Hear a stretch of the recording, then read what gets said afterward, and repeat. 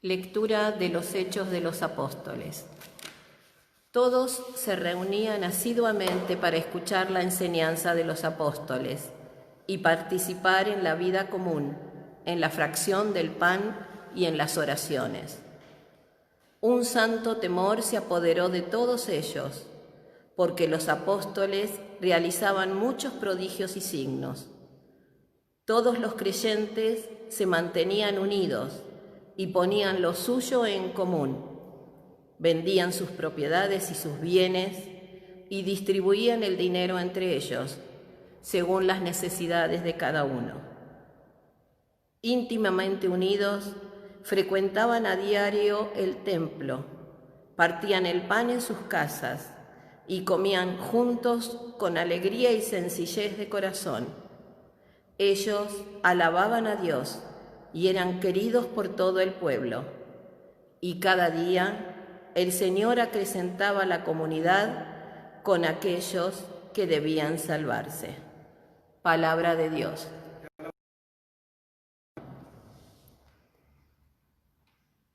Den gracias al Señor porque es bueno, porque es eterno su amor. Den gracias al Señor porque es bueno, porque es eterno su amor. Que lo diga el pueblo de Israel, es eterno su amor. Que lo diga la familia de Aarón, es eterno su amor. Que lo digan los que temen al Señor, es eterno su amor. Den gracias al Señor porque es bueno, porque es eterno su amor. Me empujaron con violencia para derribarme, pero el Señor vino en mi ayuda. El Señor es mi fuerza y mi protección. Él fue mi salvación. Un grito de alegría y de victoria resuena en las carpas de los justos. Den gracias al Señor porque es bueno, porque es eterno su amor. La piedra que desecharon los constructores es ahora la piedra angular.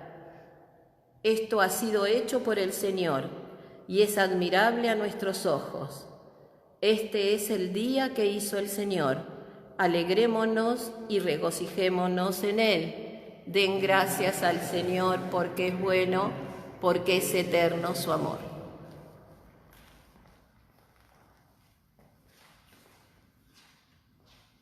Lectura de la primera carta del apóstol San Pedro.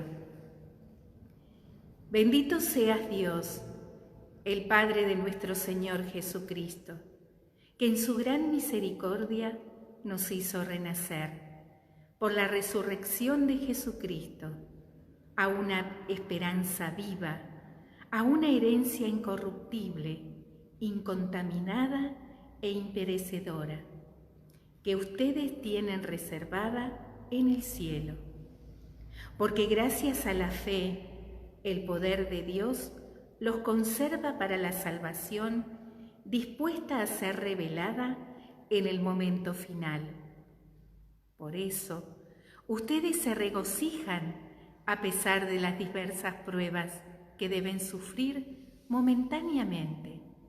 Así, la fe de ustedes, una vez puesta a prueba, será mucho más valiosa que el oro perecedero purificado por el fuego, y se convertirá en motivo de alabanza, de gloria y de honor el día de la revelación de Jesucristo, porque ustedes lo aman sin haberlo visto y creyendo en Él sin verlo todavía. Se alegran con un gozo indecible y lleno de gloria, seguros de alcanzar el término de esa fe, que es la salvación. Palabra de Dios, te alabamos, Señor.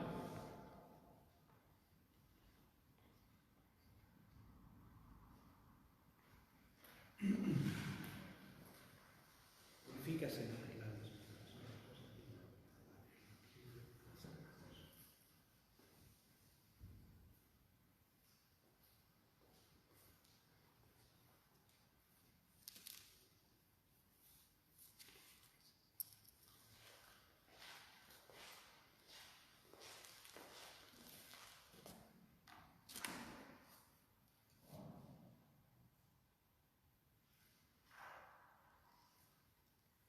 El Señor esté con todos ustedes. Y con tu espíritu. Evangelio de nuestro Señor Jesucristo según San Juan. Gloria a ti, Señor. Al atardecer del primer día de la semana, los discípulos se encontraban con las puertas cerradas por temor a los judíos.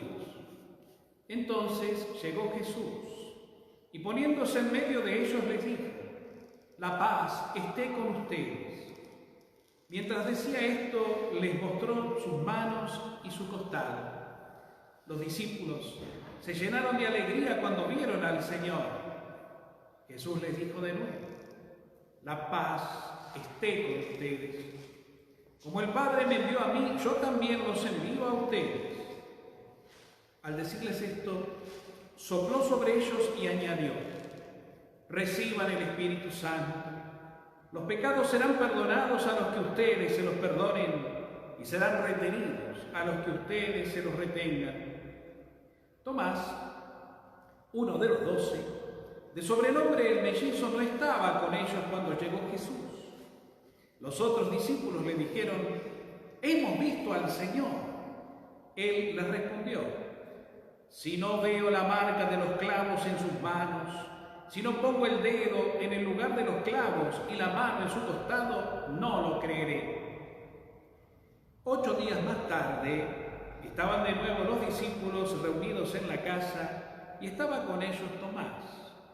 Entonces apareció Jesús, estando cerradas las puertas, se puso en medio de ellos y les dijo: la paz esté con ustedes. Luego dijo a Tomás: trae aquí tu dedo, aquí están mis manos, acerca tu mano, métela en mi costado, y en adelante no seas incrédulo, sino hombre de fe. Tomás respondió: Señor mío y Dios mío. Jesús le dijo: ahora crees porque me has visto. Felices los que creen sin haber visto. Jesús realizó además muchos otros signos en presencia de sus discípulos que no se encuentran relatados en este libro.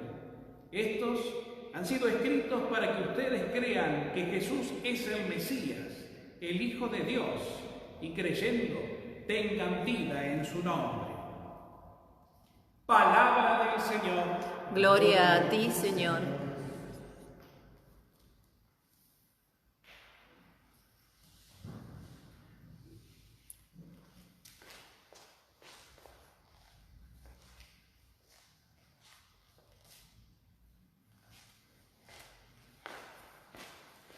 Bueno, muy queridos hermanos todos en el Señor, hoy, con este segundo domingo de Pascua, finalizamos lo que se denomina la octava de Pascua, ¿no? Estos 8 días que, como decíamos el otro día, cuando celebramos el mismo domingo pascual, se prolongan, o sea, que nos muestran una resonancia de este gran acontecimiento que celebramos cada año, no solo como un recuerdo, sino fundamentalmente como una conmemoración, es decir, vivirlo en el aquí y ahora. Y así entonces la octava pascual nos permite no solo seguir penetrando en el misterio de la resurrección, sino también sintiendo que la resurrección es algo que permanece de por vida. Estos 8 días litúrgicos son una resonancia de la vida cotidiana, porque el cristiano es un ser pascual.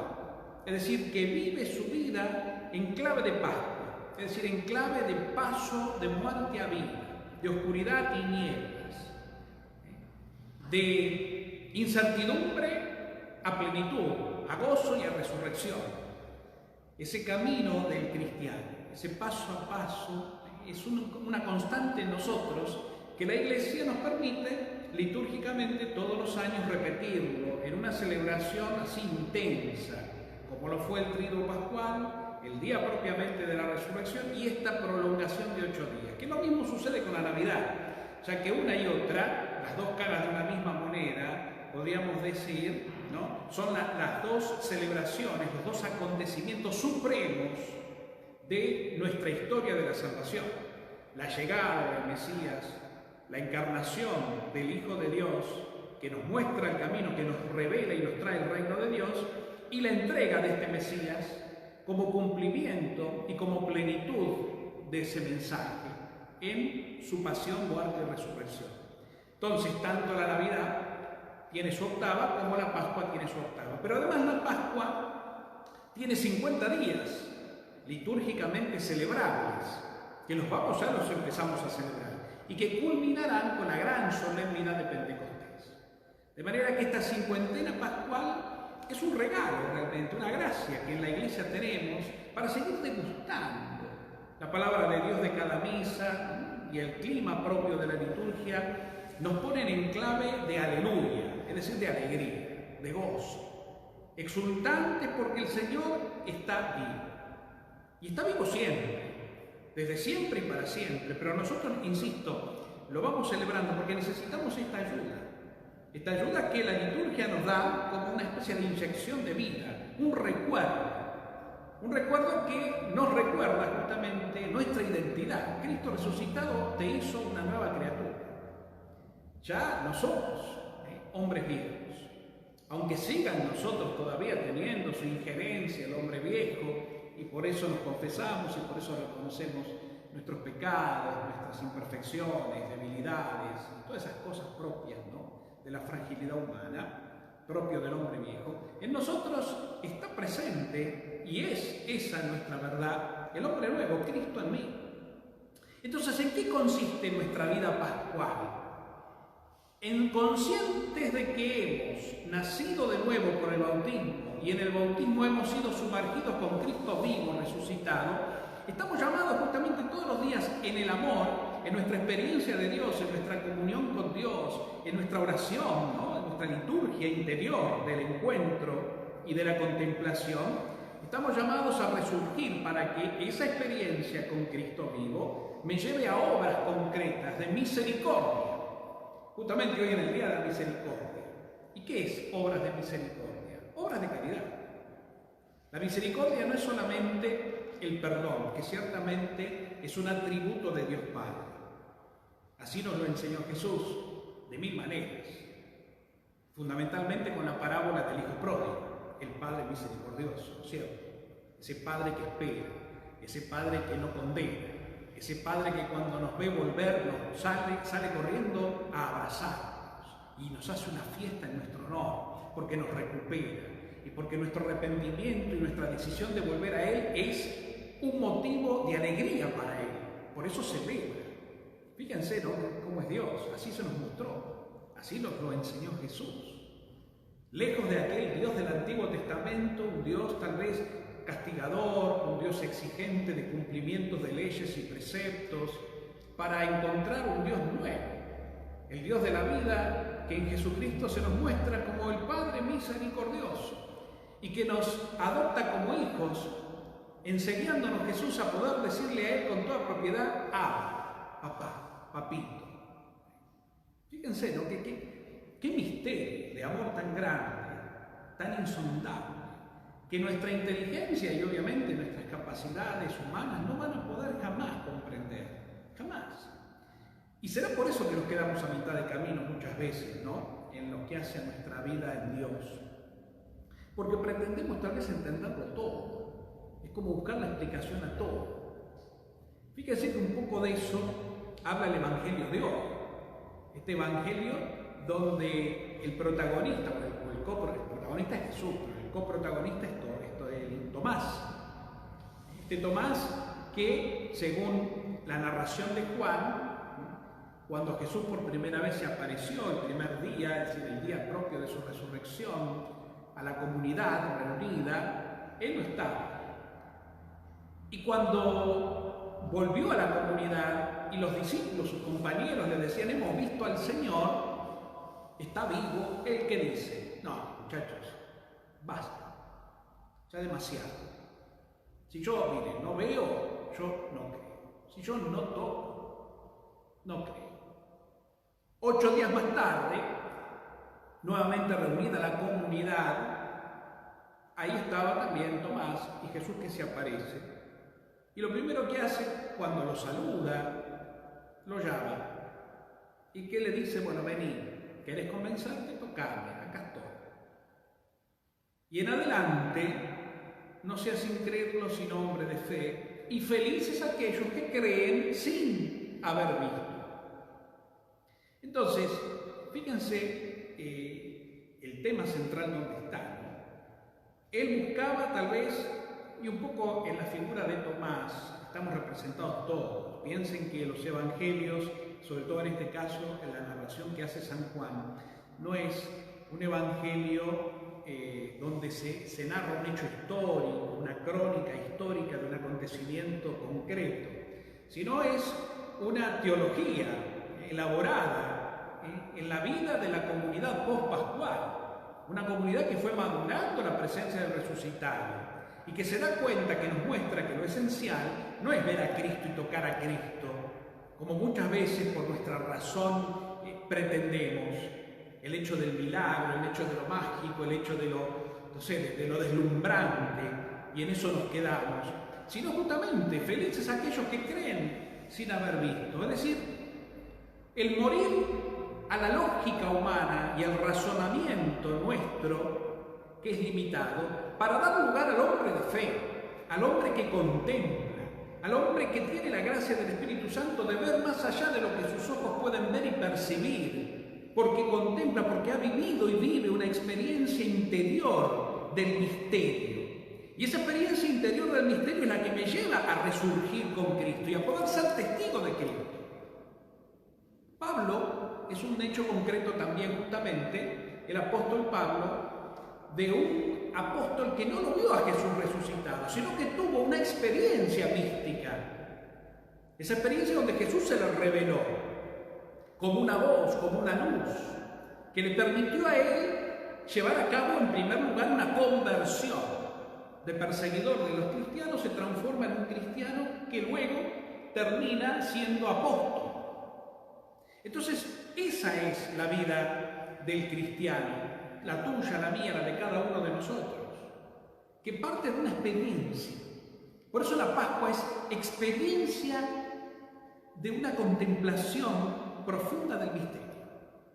Lo que llamamos la oración contemplativa, la oración centrante, buscar, como lo venimos diciendo hace mucho tiempo aquí en la comunidad, esos espacios de todos los días donde me voy en soledad a sumergirme en el misterio. Un spa para el alma, ¿no? Para entenderlo mejor. Me voy a sumergirme en el misterio, a hacer silencio, a estar solo. Y en esa soledad me vacío, me desnudo del hombre viejo y me vacío de mis razonamientos y mis lógicas humanas, para sumergirme en la locura de la fe, justamente en el misterio. Porque no deja de ser una locura de fe. El hombre racional, que todo lo mide y que vive atrás de una lógica humana, donde busca en las cosas temporales y empíricas, es decir, de la experiencia, toda su vida, ese hombre jamás va a comprender esto del misterio que estamos hablando. Y es una locura, decir, perder tiempo, ahí estando en silencio y a solas. ¿Para qué? Con todo lo que hay que hacer, con todo lo que hay que buscar, con todo lo que... Obviamente, la razón se transforma en ese caso en enemiga de la fe. Y ahí se produce un quiebre. Es el caso de Tomás. La representación de la figura de Tomás es la representación del hombre que busca solo experimentar con sus sentidos a Cristo y las cosas de Dios, para él darle una explicación. Si no encuentra esa explicación, si no tiene esa experiencia racional, no cree, no cree. Y yo creo que el gran porcentaje de aún aquellos cristianos y católicos bautizados camina por este problema. El problema de la razón. Por eso la desesperación, cuando las cosas no responden a la razón, cuando las cosas escapan a la razón, la desesperación, el hundimiento y la gran crisis, la crisis existencial, ¿no? La angustia, la tristeza, la depresión, la desesperación. Un ejemplo en el grupo de los apóstoles fue Judas. Judas reconoció su error, reconoció que se había equivocado sintió una culpa terrible y se quedó en la culpa. No pudo dar el paso hacia la búsqueda de la misericordia y por eso terminó con su vida. Aquel que se ahorca, aquel que se quita la vida, porque se considera un pecador de tal forma que ya no tiene redención y entonces se extermina a sí mismo. Poco también nos pasa a nosotros. Las famosas depresiones de la vida, esas depresiones que son de adentro, ¿no? Endógenas, que son producto a veces de muchas heridas personales, nos llevan a veces a esta realidad de entregarnos, bajar los brazos. Hoy la voz del Señor resurge de las tinieblas, resurge de nuestras cenizas y nos habla para que volvamos otra vez a confiar en su infinita misericordia. Y la misericordia, insisto, no es solamente un Dios que es capaz de perdonarte, sino es capaz de resucitarte cada día. Te toma de la mano, te saca del pozo, te da nueva vida. Y te dice como a Pedro cuando quería caminar por las aguas, pero empezó a confiar en él y olvidarse de Dios, y ahí el temor se hundió. Hombre de poca fe, ¿por qué dudaste? ¿Ven? Jesús recurre a la fe. Recurre continuamente, pide fe. Si uno medita en los evangelios, no hace falta llegar a este momento del epílogo, ¿no? De la resurrección y del problema de Tomás con el resucitado, sino antes, en la vida pública de Jesús, antes de su pasión. Jesús, ¿cuántas veces hará referencia a creer?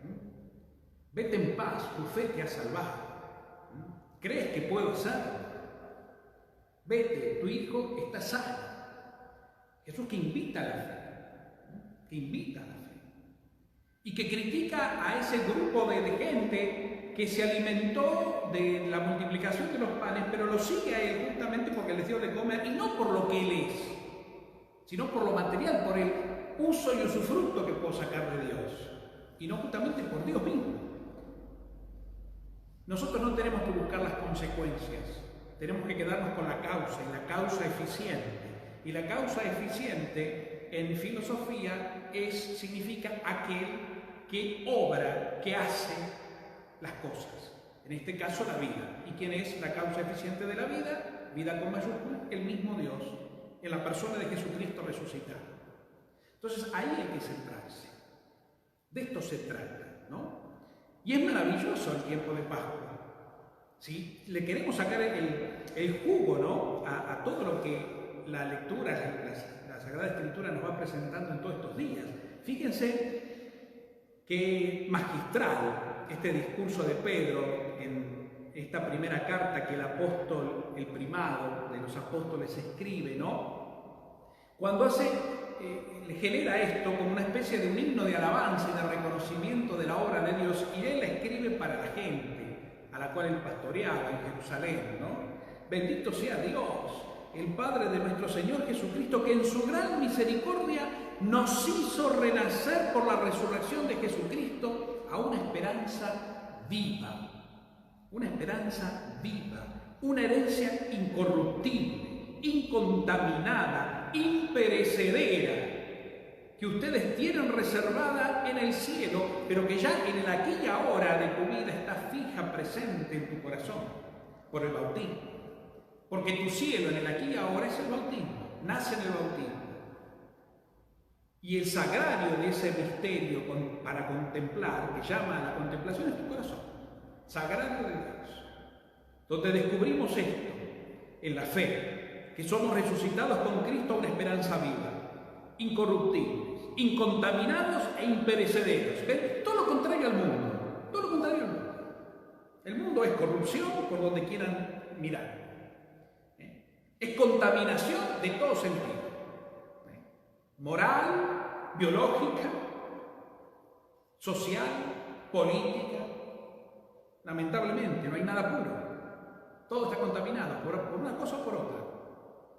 Imperecedera. En el mundo está todo lo que perece. En Dios está lo que ya no perece, lo que no muere, porque es eterno.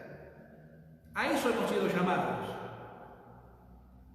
Gracias a la fe, gracias a la fe, el poder de Dios los conserva para la salvación. dispuesta a ser revelado en el momento final, gracias a la fe. El apóstol retoma el tema de la fe. Acordate que cuando hablamos de fe, tampoco estamos hablando de una capacidad tuya o mía personal, sino de un don, de una virtud llamada virtud teologal, que también es infundida en nosotros el día del bautismo, junto con la esperanza y con el amor. Porque de hecho hemos sido creados por el amor, ¿no es cierto? Entonces, esa fe es un don, pero lo que exige de nosotros es una tarea, es decir, una respuesta, ponerla en marcha, vivir la fe. Vivir la fe con pequeños actos de fe, que aunque tu razón no los entienda y aunque tu lógica humana no los abarque, hacelos igual. Hacelos igual. ¿Qué es lo que pide Jesús? Crean en mí. Los discípulos tuvieron una gran crisis de fe, sin duda. Una crisis de fe que tuvo que purificarse y sanarse en el tiempo, que justamente tuvo el famoso proceso de conversión. La crisis de la fe es necesaria porque la palabra crisis implica crecimiento. La persona que está en crisis está creciendo porque se está sanando, pero ciertamente que el proceso sanador es doloroso. Por eso el que está en crisis no está saltando y bailando, está más bien en un estado de dolor, pero se está purificando.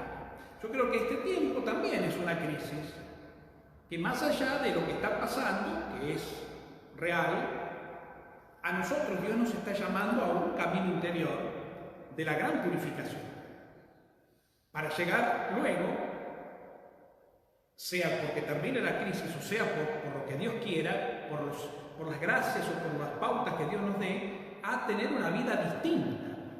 No puede uno seguir de la misma manera después de esta gran experiencia espiritualmente, por ejemplo, después de esta Cuaresma que fue tan diferente y de esta Pascua que también fue distinta. No podemos seguir igual. Tenemos que dejar de ser el Tomás que quiere tocar y ver y analizar todo por sus medios para empezar a ser un hombre nuevo, un hombre pascual que vive de la fe y que la fe ilumina su inteligencia, su voluntad y lo anima entonces a vivir en consecuencia. De esto se trata. Y fíjense ustedes, ¿no? Y es interesante también tener en cuenta, ya como para ir terminando, que en el Evangelio Tomás puede tener la experiencia del resucitado cuando está inserto en la comunidad. Él no estaba con la comunidad, por eso no había contemplado al resucitado. Estaba en su mundo, por así decirlo. La comunidad de los apóstoles y los discípulos experimenta al resucitado. Cuando él se vuelve a insertar a la comunidad, entonces ahí puede ver desde la fe de la comunidad. Porque obviamente hay que hacer toda una interpretación más profunda para no quedarnos solamente en los personajes y en la escena por la escena misma, sino que todo esto, sobre todo el Evangelio de Juan, nos muestra algo que es más simbólico y que representa otras vivencias. Fíjense, la comunidad es protagónica. Y la comunidad es lo que Dios quiere. Cuando el domingo pasado leíamos, y en la semana nuevamente también lo leímos, el episodio de los discípulos de Emaús. Acuérdense que los discípulos de Emaús que se habían ido de la comunidad estaban en oscuridad, en depresión, discutían, desanimados. Ahí Jesús se les aparece, no lo distinguen. Jesús les revela las Escrituras y cuando están reunidos partiendo el pan, ahí entienden de qué se trata. ¿Y qué produce ese encuentro con el resucitado? Una necesidad de volver a la comunidad. Ellos vuelven de Emaús, aunque era de noche y qué sé yo, sin embargo vuelven esos 10 kilómetros que hace referencia al Evangelio, de vuelta, que de otra manera no lo hubieran hecho porque hubieran tenido miedo, ya es tarde, hay que quedarse en casa. Y sin embargo ellos tienen una fuerza que los impulsa a volver a la comunidad, que cuando lo recibe, comparte. Hemos visto al Señor, sí, nosotros también, y nos contó esto, esto y esto. Esto para que tengamos en cuenta que el Señor nos quiere en comunidad y que las percepciones que tuvieron los primeros cristianos del resucitado no fue porque lo tocaron como Tomás, manifiesta acá, sino porque lo compartieron y lo percibieron en todo lo que ellos tenían. En la primera lectura hace referencia a eso. Fíjense, todos se reunían asiduamente a escuchar las enseñanzas de los apóstoles, a participar en la vida en común, la fracción del pan y las oraciones. Un santo temor se apoderó de todos ellos, porque los apóstoles realizaban signos. Todos los creyentes se mantenían unidos y ponían lo suyo en común. Vendían sus propiedades y sus bienes y distribuían el dinero entre todos, según la necesidad de cada uno. Qué increíble la comunidad pascual, ¿no? Todos unidos en oración, ponían todo en común para que nadie pase necesidad. La comunidad velaba por todos, especialmente por los más necesitados. La comunidad, íntimamente unidos, frecuentaban a diario el templo, partían el pan en sus casas, comían juntos con alegría y sencillez de corazón. Ellos alababan a Dios y eran queridos por todo el pueblo, es decir, tenían buena fama, porque realmente lo que vivían y compartían, los demás no veían. Jesús ya lo había dicho. Los demás creerán que ustedes son mis discípulos en la medida en que ustedes se amen entre sí. Eso es Pascua. No confundamos, El Señor acrecentaba la comunidad con aquellos que debían salvarse. Y cada vez se sumaban más. El Señor lo hacía, pero desde la comunidad. Por eso, queridos míos, queridos hermanos, vivir en comunidad es fundamental. Y el que se aleja de la comunidad corre el riesgo de perderse. No porque el Señor te castigue o porque el Señor te haga a un lado, no. Porque tu elección equivocada de vivir tu vida sin Dios y sin los hermanos, porque una cosa sin la otra no se entiende, hace que te pierdas en la nada, que tomes un camino equivocado. Y ahí el gran problema.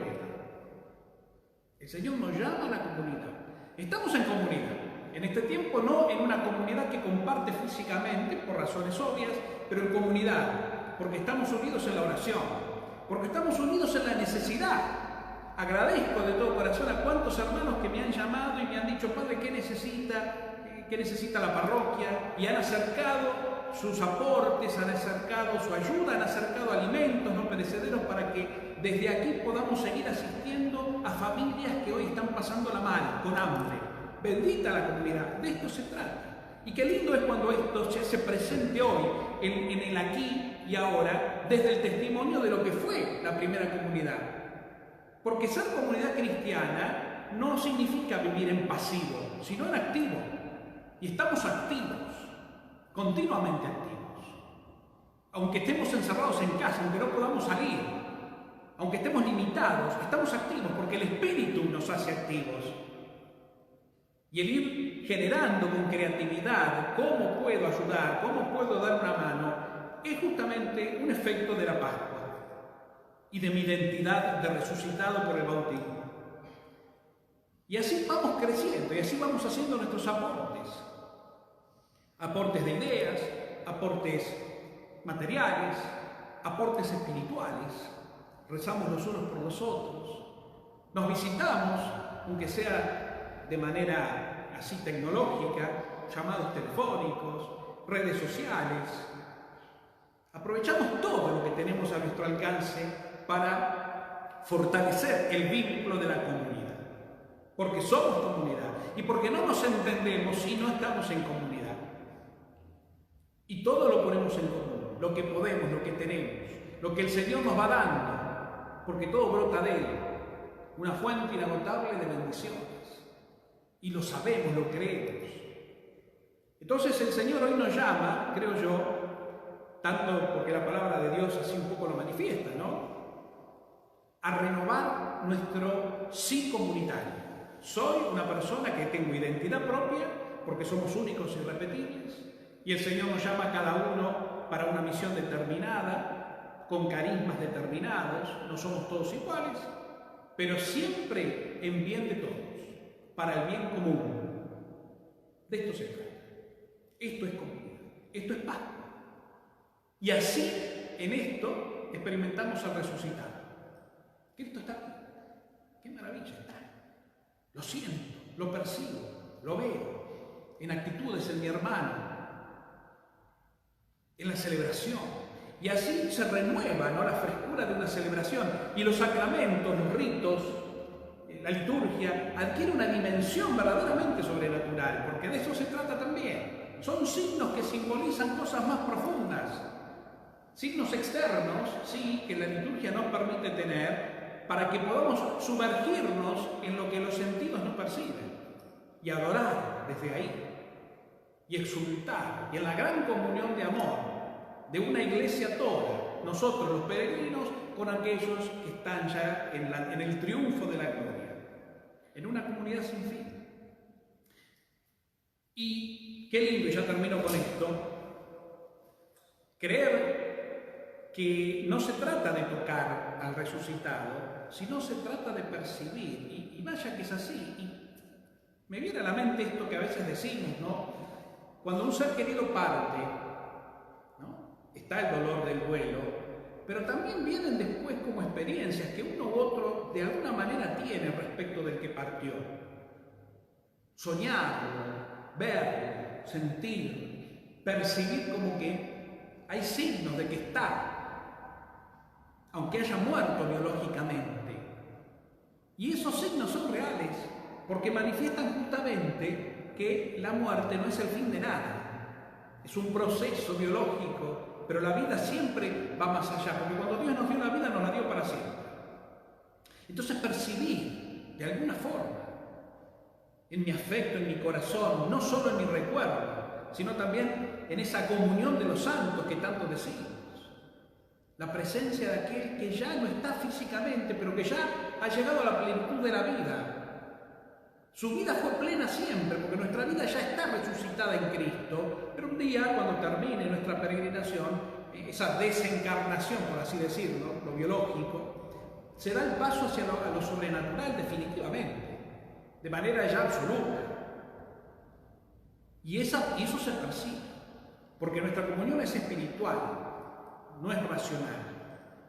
Cuando nosotros le pedimos a un santo que nos dé una gracia, que nos ayude, que interceda por nosotros, que nos consiga una gracia X, San José, la misma Virgen, cualquier santo, según nuestras propias devociones, obviamente sentimos la respuesta a la manera de Dios, no siempre tal vez a nuestra manera, pero que la respuesta está. ¿Y cómo entonces? Y bueno, ahí está, porque va más allá. Bueno, así lo percibía la primera comunidad a Jesucristo.